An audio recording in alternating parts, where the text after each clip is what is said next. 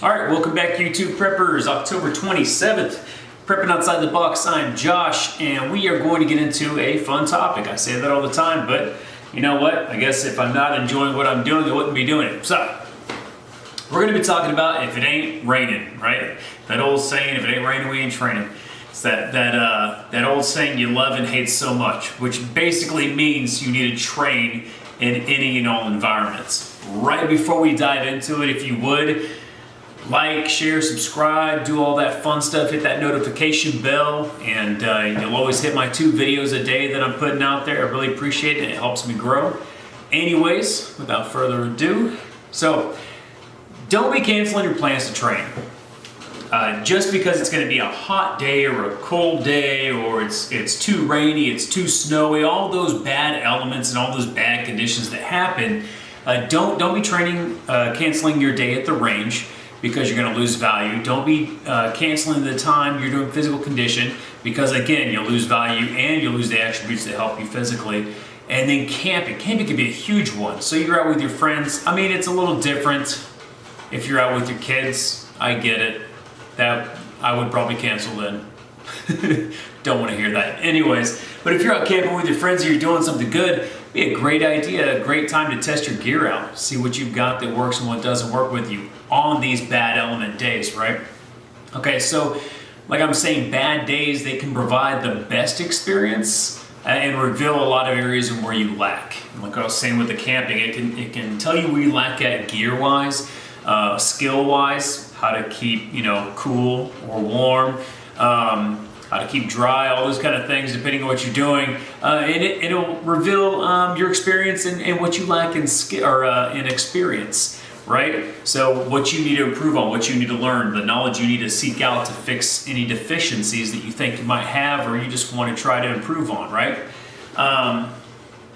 If you have not done physical conditioning, and I love going back to that because I think it's an extremely important part of being prepared, right? Physically prepared. But if you haven't done physical conditioning in the cold, you don't want the first time you have to do it in the cold to be game time. That's terrible, right? And the first time your body has to run all this way or do any of this like heavy cardio or something like that, and your body breathes in that cold air for the first time, it's going to be brutal if you're not used to it. When you're not used to being out and rucking, 5, 6, 7 miles in the heat, your body's going to be dying, right? So all that physical conditioning and these bad elements is helpful to you. It's going to increase your physical ability. And you don't want it to be, like I said, game time when you're doing it for the first time. So don't cancel your run that day, your ruck that day, your outside workout, whatever it is, just because it's raining, it's snowy, it's hot, it's cold, all those things, right? It's windy. Running into the wind sucks. But if you've never shot in the rain, is a good one. You go to the range, and before I even say this one, there's a guy, I'm going to put his name down in the description and everything. It's Andrew Julian Prepping for Life, and he did a video this morning. I just went on there and commented and said, great minds think alike, because what he did was he went out and trained in bad environments and all that kind of stuff, and I wanted you to probably take some time to go check that stuff out. He's usually got some pretty good videos. Actually, saying usually is kind of mean. Sorry, Andrew. He's got some good stuff. I watch his videos just about every time I can catch him, and I usually learn something. So go check out Andrew. And anyway, so if you haven't shot in the rain or done any kind of rifle or pistol, whatever training, any kind of drills in the rain, how will you ever know the feeling of manipulating a pistol with a wet grip and all that kind of stuff, with your hands being wet, whether you're wearing gloves or not, having water on your iPro, all the annoying effects of the elements that could get in your way, basically, and distract you. But if you've never done it, how would you know that? And just as a little side note, talking to Andrew, there are some good drills you can do, running in the rain and things like that. Not running, drilling for firearms in the rain. Use dummy rounds, because a huge one would be, like I was saying, feeling wet grip and manipulating a wet pistol or rifle with dummy rounds. So you're doing immediate action drills, right? Learning how to fix stoppages and things like that would be a really good drill to do in those bad elements. Another one would be offhand or single hand shooting and reloading. So doing it just one-handed drills and then having to change the magazine and go again, right? So single and offhand shooting drills are really good in bound elements as well.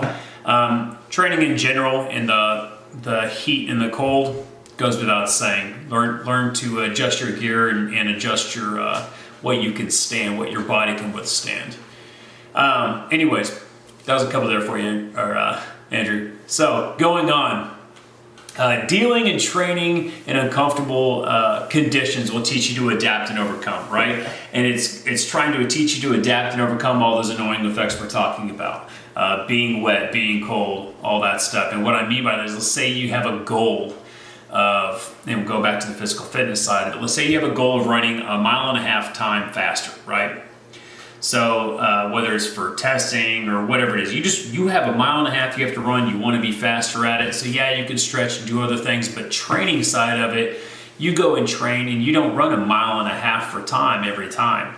You run 2 miles and you don't have to do it for time, but you get used to running further. You go run in the cold, you go run in the heat, and your body starts getting used to it. Now your goal of running that 1.5 miles is faster, right? It's better, it's easier. Putting yourself through the more challenging elements, I would say, makes good days even better because you've already dealt and you know how to operate in worse, right? So if your body's already used to shooting in the snow, cold, in the rain, all that kind of stuff, on those great days where it's beautiful out and there's no wind, you're going to be able to manipulate your firearm very well and shoot very well and basically be better at your job, right? Be better at your hobby, whatever it is. I would say next time it rains on your Ranger Day, feel blessed, right? So feel blessed that you got awarded the opportunity to train harder.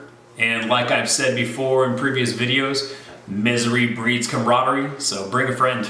You guys can both play in the rain, right? Both play in the snow. Regardless of that, be safe. What good are you injured? Like I say all the time in the GOAT, right? Don't just go out there and do something half-assed. Make sure you do it right. What good are you injured? Anyways, until tomorrow, prepping outside the box, I'm Josh, and I'll see you then.